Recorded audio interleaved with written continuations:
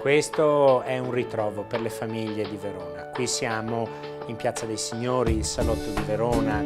Ci sono veronesi che venivano qui quando io ero bambino e venivano come bambini con i loro genitori a mangiare la pizza, e oggi li ritrovo con i loro figli che vengono qui. Ricette tradizionali del territorio, i nostri bigoli all'anatra e tartufo, piuttosto che il lucio con la polenta, che fanno parte proprio della nostra storia.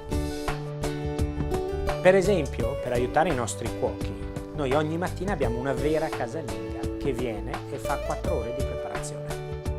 La signora Marisa ha una sua età, non può reggere il lavoro che c'è nelle ore di punta, ma è lei l'animo alle spalle di tutta la preparazione, delle salse, di tutto quello che succede prima dell'impiattamento. L'Impero è una delle più vecchie pizzerie di Verona, da sempre lavoriamo con la pizza, da sempre facciamo una pizza abbastanza sottile e croccante. Abbiamo lavorato con tanti tipi di impasto, finché non abbiamo trovato l'impasto che secondo me esprime al meglio l'animo dell'Impero, la biga. La biga fondamentalmente è un impasto doppio, un impasto dentro l'altro impasto. Prima ne fai uno molto carico di lievito, vedi che abbia capacità e potenza lievitante e poi lo innesti nell'impasto finale, con il quale fai la tua pizza definitiva.